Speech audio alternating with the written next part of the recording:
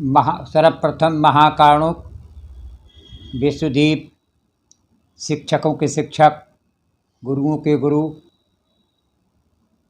इस देश को के लोकतंत्र के अथाह जन्मदाता तथागत बुद्ध को के चरणों में बार बार वंदना करते हुए तमाम बहुजन समाज में जन्मे महान पुरुषों को कोटि कोटि बार नमन करते हुए परम पूज्य बोधिसत्व महामानव प्रकांड विद्वान बाबा साहेब डॉक्टर अम्बेडकर को श्रद्धांजलि देते हुए आज मैं एक बात कहना चाह रहा हूँ। ये महीना चला है सावन का, इसी विषय पर मैं आज बताने जा रहा हूँ। मैं किसी भी धर्म पर कटाक्ष नहीं कर रहा, किसी संप्रदाय पर कटाक्ष नहीं करना चाहता हूँ। जो भूला हुआ भटका हुआ समाज है, इसको बताना चाहता हूँ। इसको सावन कहते हैं, लेकिन सत्यता में लिखा जाता है श्रावण। और श्रावण पूर्णिमा का अर्थ है महा की पूरा महा करने का, पूरा महा बीतने के आखिरी दिन को पूर्णिमा कहा गया। श्रावण को पूर्व काल में संस्कृति हुआ करती थी, दो संस्कृति हुआ करती थी। प्राचीन काल की जो संस्कृति थी वो श्रवण संस्कृति, और जो भारत के मूल निवासी लोग थे, भारतीय लोग थे, वो श्रवण संस्कृति को फॉलो करते थे।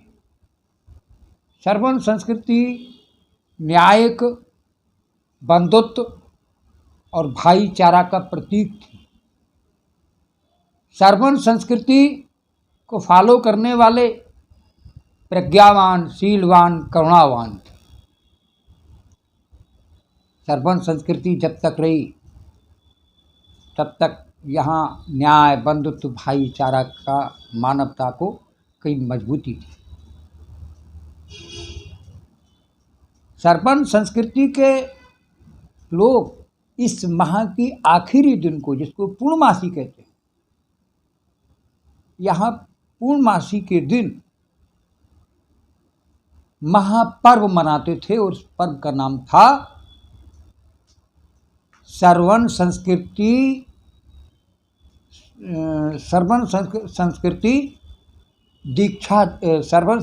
स्थापना दिवस।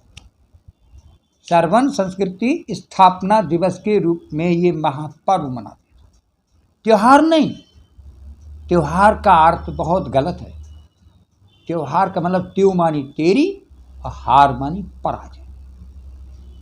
जो पराजय के शोक में दिन मनाया जाता है उसको त्योहार कहा जाता है, और जो खुशी के दिन को मनाया जाता है वो पर्व होता है।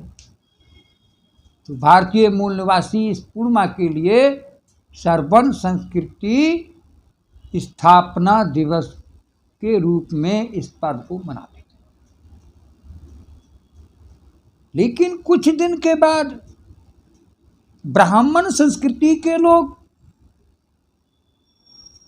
ने बहुत कुछ इसको दबाने की कोशिश की, भुलाने की कोशिश की। अब मैं एक बात बुद्ध की ओर ले जा रहा हूं कि बुद्ध के समकालीन बुद्ध ने इसी माह को सामनेर दीक्षा दिवस का एक कार्यक्रम, दीक्षा दिवस का दिन करा। सामनेरों को दीक्षा दी। तो उस समय बुद्ध के समकालीन राजा महाराजा, जितने वरिष्ठ राजा थे, श्रवण संस्कृति को फॉलो करने वाले थे, बुद्ध धर्म के अनुयायी थे, वो लोग हैं श्रवण संस्कृति स्थापना दिवस व श्रावणेर धम्म दीक्षा दिवस के पर्व को मानते थे। समझ में आ रहा है? फिर मैं दोबारा बोल रहा हूं, सरबन संस्कृति स्थापना दिवस व श्रावणेर दीक्षा दिवस के नाम से इस महापर्व को मनाया गया।